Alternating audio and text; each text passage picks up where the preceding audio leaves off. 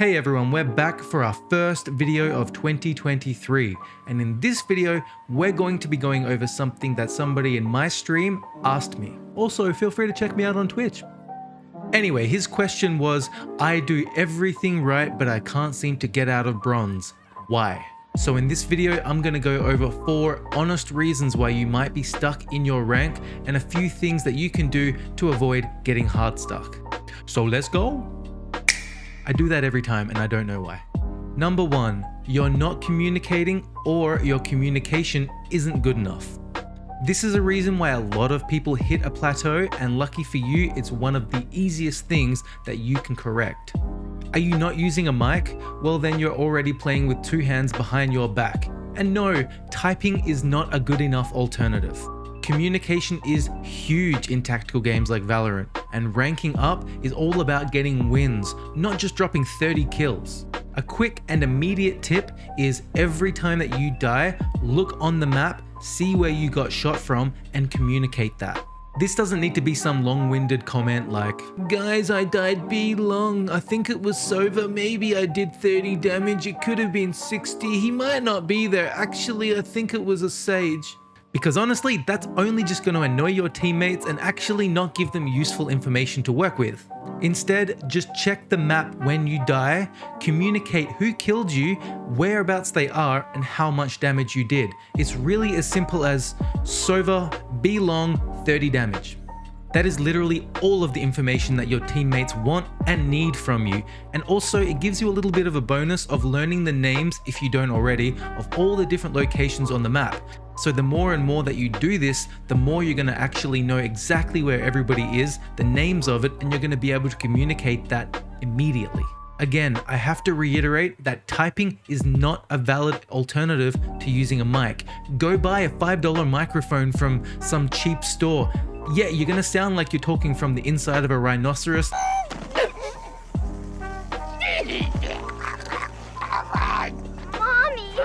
But that is better than having absolutely nothing and then having to look in the bottom left of the screen to see any information at all. Because when you're looking at the bottom left of the screen, you're not actually focusing on the middle of the screen, which you should be. Also, a little tip to add to this tip, a double tip. If somebody on your team is the last one alive, shut up. I know it sounds like a given, but a lot of people still make this mistake. You've died, everyone's died except for one person, and you just want to have a chat to your teammates. Don't do that. It's a quick way to get people on your team to tilt, not actually care about the game, and then all of a sudden you go from potentially winning a game to definitely losing a game because people think you're trolling them. Remember, a lot of people that play this game and competitive games in general have hugely inflated egos and are certified keyboard warriors. So do your best to keep the morale up, only communicate what's necessary mid-round, and then between rounds, try and keep that morale up by talking to people and just being a sort of IGL if that's in your skill set. Number 2, you're either only solo queuing or you're relying on your duo way too much.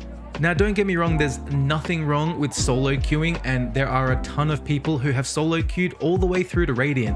But let's be honest, is that you? Are you the top 0.03%? Probably not.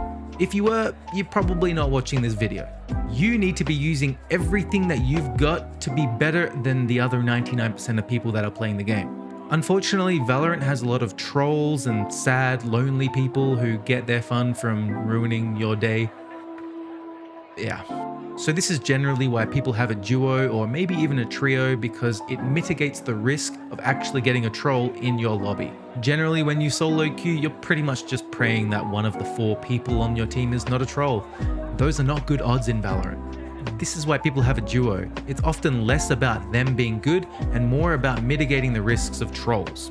On the other side of the coin though is having a duo that you know is good, and maybe they're even smurfing to help you. I wouldn't recommend that.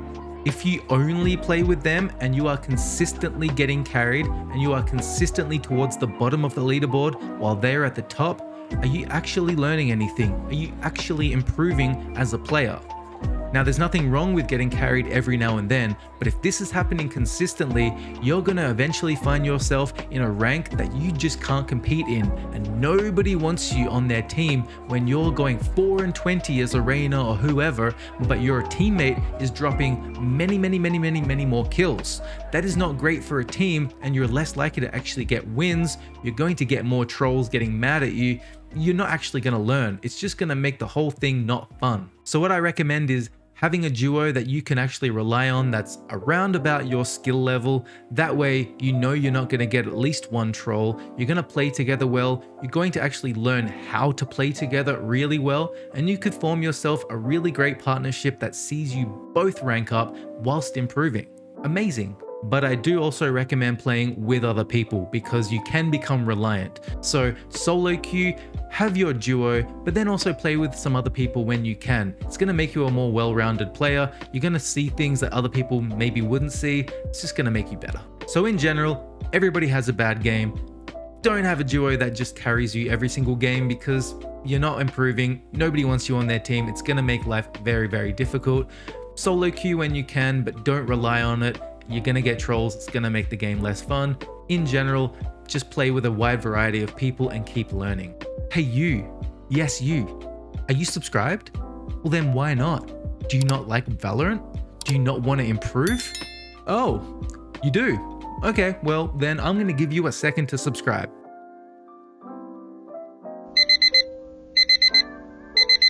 There, isn't that better? Now you'll get updates every time I release a video. That's it. Number 3, you're not learning from your mistakes. And I'm going to play some videos in the background of this one so you're not just staring at my face. So this one is another easy tip to integrate into your game, and it's going to help you improve almost immediately. Most people die and then maybe communicate where and who killed them, and then they just watch the rest of the round with no thoughts in their head. But what should you actually be doing once you die? You should be thinking why you died. Maybe you were picking an angle that is really obvious. Now you have learnt that you maybe shouldn't pick that angle. Maybe you were attacking and got shotgunned from close range and you're wondering how the hell did that happen? Then you think about it and you realize, oh, the other team is poor and they're on defense, so it's likely that they can't afford a good gun and will instead camp an angle with a shotgun. It makes sense, but you didn't think about it at the time. Now you do. You've noticed your mistakes and you've learnt from them. You won't make that mistake again. Games like Valorant are often capitalizing on other people's mistakes, so if you can learn from your own mistakes each and every time you die, then you're less likely to make them. Another thing to note is that only some of these mistakes will cover each and every game. Most mistakes come from simply not knowing how the other team plays.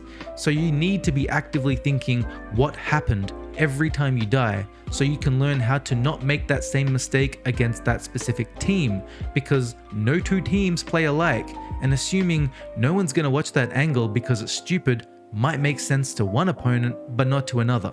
Learn your opponent's playstyles and strategy, adapt to it every round, and you will eventually outplay them. It's not always just get good aim to win. Being smarter will put you in a better position to not have to rely on your aim as much. Brain beats aim every single time. So remember, every time you die, you need to think, how did I die and what should I have done? And you will learn and you will improve. Welcome back to my face. Number 4, and this is about as brutal as it gets, but it's the honest truth. Maybe you've just hit your ceiling, and that's fine. I'm not saying don't practice, don't improve, don't enjoy the game. I'm saying to be immortal, you literally have to be top 1%. To be radiant, it's top 0.03%. Not everybody can fit into those numbers. -1, that's 3 quick maths. There are people like myself who have been playing FPS games for 10 or 20 years. And then there are people who are just naturals, who have insane aim and a brain that just seems like it was hardwired by Riot themselves. Sometimes you are quite literally at your ceiling. You are doing everything right. You are squeezing every little bit of skill out of yourself, and that is totally fine. I know a lot of people are going to be frustrated by this, but it can actually be a good thing, because once you realize this is almost as good as you can be, you actually relax quite a lot. And ironically, that can make you play better, and you might actually find yourself ranking up even further, which is a whole psychology that I don't want to get into, and I can't. All I'm saying is don't get upset if you're pouring hours and hours into this game, trying to improve, using aim trainers and all these kinds of things, and you're not seeing the results. If you're not getting out of, say, bronze or silver, then yeah, you probably have a lot of room to grow. Your ceiling is probably not even close to being hit. But if you're at maybe ascendant or diamond, or honestly, for some people, even plat, that could be it for you. The law of diminishing returns pretty much says that once you've learnt 98% of something, in order to get that extra 1% better, you have to put in infinitely more work, and it's sometimes just not even sustainable or doable. So unless you're planning on playing this game professionally, don't take it so seriously. Just play, have fun, try and rank up, but remember, sometimes you are literally playing the best that you can, and there are other variables in this game that you cannot control. Maybe you have bad teammates, or someone getting carried, or a troll, or there's smurfs on the other team. You could be doing everything right and still not ranking up, so try not to take it so personally. Enjoy the game. It is a game. At the end of the day, if you're not enjoying this game, maybe it's time to take a break. You can try going outside.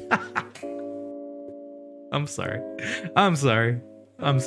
Try another game, a completely different game style. I'm currently playing Breath of the Wild. I play a bunch of other games on stream, actually. And it's a really good way to de-stress and just not be so competitive about everything. Not constantly stressing about improving, getting better. Games are meant to be fun. Just try and enjoy it. All of these things can be great for your mental health, as well as actually helping your muscle memory recover. So sometimes I personally like to take maybe 3 or 4 days completely off. No Valorant at all. I'll play other games, but I won't touch Valorant. I often find I come back refreshed, my aim is often better, my thinking is better, my communication is better, and then I kind of perform better too. But I'm not relying on that to actually rank up. I'm just doing it to preserve my own mental health and so that I can actually enjoy the game. So don't take it so seriously, unless you're going pro. In that case, take it very, very seriously. Alright everybody, thank you so much for watching another video. Feel free to check out all my other Valorant videos and my guides and things like that. If you enjoy it, hit subscribe, hit thumbs up, all that good stuff. Thank you so much for watching. Here's to a good 2023. Peace out from your boy Soy.